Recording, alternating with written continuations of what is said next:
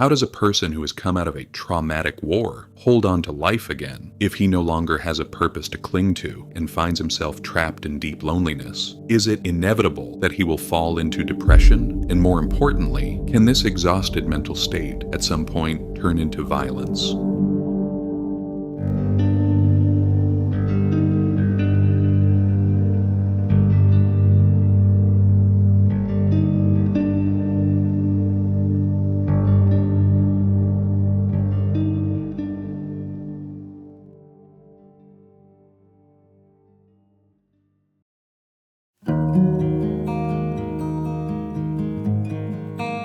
The film begins by introducing the character, Travis, in a scene where he applies for a job as a taxi driver. Travis Bickle is a 28-year-old young man who has returned from the Vietnam War and is trying to adapt to civilian life. He earns a living by working 6, sometimes 7 days a week as a night taxi driver. Yet he cannot manage to put his life in order.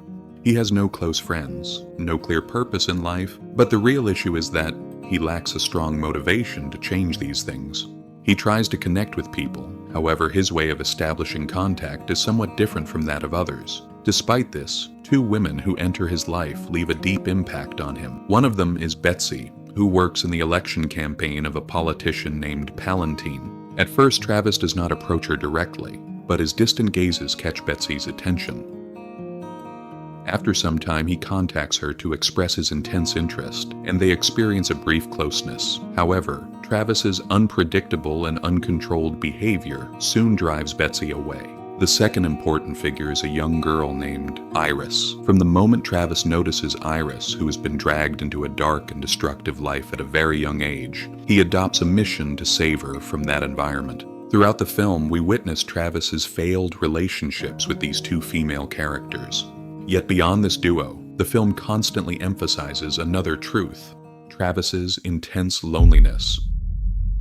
Loneliness has followed me my whole life, everywhere. There's no escape. I'm God's lonely man.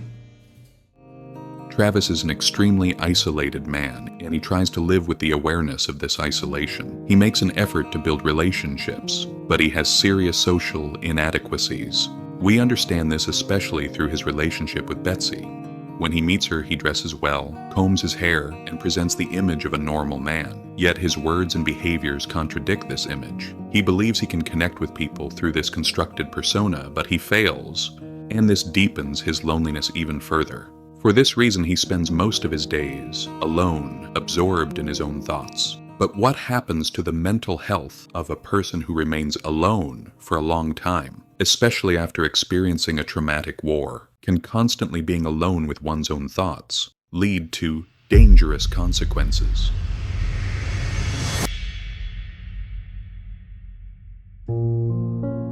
All of humanity's problems stem from man's inability to sit quietly in a room alone, says the French philosopher Blaise Pascal. According to Pascal, loneliness forces a person into self-reflection, yet these confrontations gradually become painful. Questions such as, why am I alone, slowly evolve into deeper ones like, why am I in this world, and what purpose do I serve here? Such questions throw a person into the center of an existential crisis, increasing suffering step by step. Pascal argues that human beings instinctively seek to escape their loneliness. To illustrate this, he gives the example of a king who distracts himself with pleasures. Activities that provide pleasure temporarily postpone the confrontation with oneself. So, how does Travis escape his loneliness? Travis's methods of escape are alcohol, pills, and driving a taxi. Yes, even his job as a taxi driver functions as a mechanism to avoid loneliness. He works at night, not because he wants to earn more money, but because he cannot sleep while wrestling with his own thoughts, so he prefers to drive instead. Yet even while working, loneliness does not leave him. Taxi driving, although it offers limited interaction with people, is an extremely isolating profession. You exist among people who are not even aware of your presence. Travis is merely an observer, a stranger looking into other people's lives through the rear-view mirror. This rear-view mirror motif in the film is not accidental. Travis constantly watches people through the mirror, but he never establishes a real connection with them. He watches himself in the mirror, talks to it, rehearses in front of it. In fact, we could say his only friend is the mirror, because the mirror allows him to momentarily forget his loneliness and to become the person he wishes to be. You talking to me? You talking to me? You talking to me? Although socializing appears to be the most obvious solution to loneliness, the fundamental problem of lonely individuals is precisely their inability to bond with society. Travis tries to approach people, but his behavior remains awkward and inappropriate. The initially promising relationship with Betsy collapses because of his unstable conduct. Betsy had coffee in a fruit salad dish. She could have had anything she wanted. When Travis asks Betsy out, he initially presents himself as a normal man. During their first date at a cafe, his bold and boundary-crossing attitude toward Betsy reveals his inability to apply social norms. He belittles the people around Betsy, people he's only recently met, trying to diminish their value in order to position himself in Betsy's life. On their second date, he takes her to an adult movie theater. For Travis, this is an ordinary activity because the environment he lives in and the nightlife he observes from behind the wheel have altered his perception of what is normal. However, for Betsy, this choice is disrespectful. Despite his unpredictability, Travis develops an obsessive interest in the lives of both Betsy and Iris. It is not a coincidence that both of these characters are women, because the screenwriter of the film, Paul Schrader, wrote the screenplay by drawing on his own past experiences. Like Travis, he struggled during a certain period of his life with depression, existential anguish, and alcohol addiction. He has stated that one of the main reasons for entering this fragile psychological state was being abandoned by the woman he loved. In this context, Travis's failed relationships with Betsy and Iris gain deeper meaning. So, why does Travis place such extraordinary importance on these two women's lives? Why does he position himself as a savoir within their stories? At this point, Carl Jung's concept of the hero archetype becomes relevant. According to Jung, every person, especially men, carries within the unconscious a desire to become a hero. Human beings want to assume the role of a savior in others' lives and restore a disrupted order. This is why mythological and religious stories continue to maintain their relevance. Mythological figures reflect, at some level, the savior-hero we unconsciously long to become. Travis also wants to assume the role of a hero in the lives of these two women. In the second half of the film, we witness him almost designing his own hero costume. He buys guns, he starts exercising, he quits junk food and pills, he trains his endurance for pain and practices his shooting, he wears long boots and military-style clothing. The figure he draws inspiration from while constructing his heroic image is clearly the cowboy. In American popular culture, one of the first images that comes to mind when we think of a hero is the cowboy.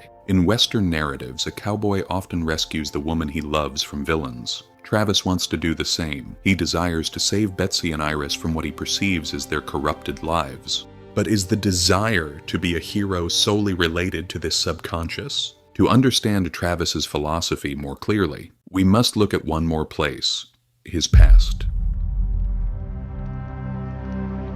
Travis is a former soldier who participated in the Vietnam War at a young age. To better understand his condition, we must consider the nature of this war. The Vietnam War left a profound mark on history and is considered one of the most traumatic conflicts of the modern era. Many veterans have stated that even half a century later, they have not fully overcome its psychological impact. According to veterans, tendencies toward violence, insomnia, loss of motivation, and the resulting existential anguish are among the known symptoms of this trauma.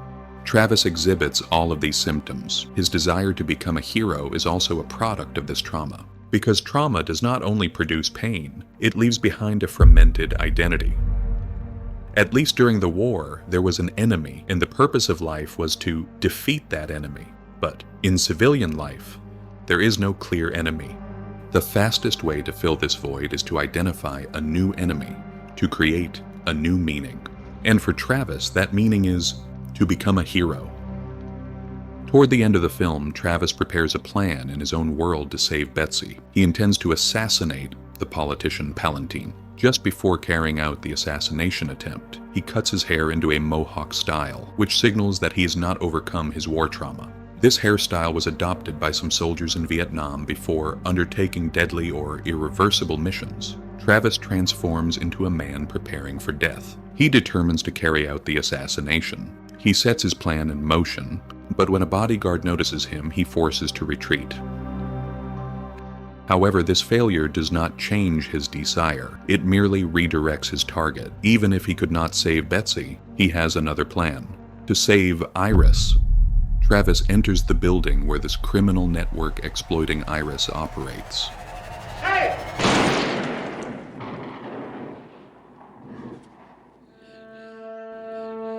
In the final act, Travis appears to have achieved his goal. He has managed to fill his existential void through violence. Because he has rescued a young girl, the media praises him, newspapers portray him as a heroic savior, and the public transforms him into a positive figure. Yet the irony is clear.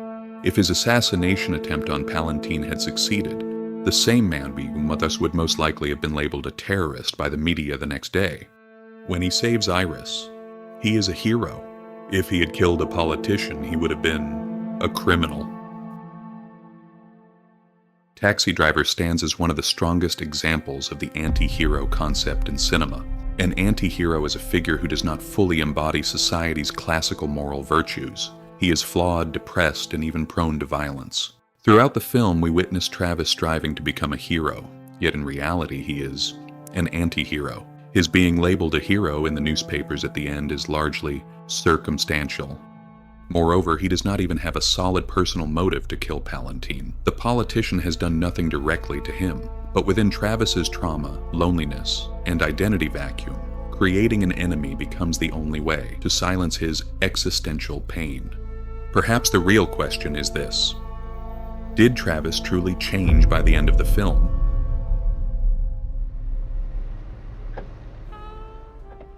The ending of Taxi Driver is intentionally ambiguous. Betsy's behavior toward Travis, as if nothing has happened, feels especially unrealistic given his recent psychotic breakdown and violent acts. Perhaps Travis died during the shootout with the criminal gang, and the final scenes are merely the last images he sees before death. Or perhaps he is alive, but nothing within him has truly changed. While Taxi Driver tells the story of Travis we are afraid to confront, it ultimately asks us one unsettling question: are we more similar to this character than we would like to admit?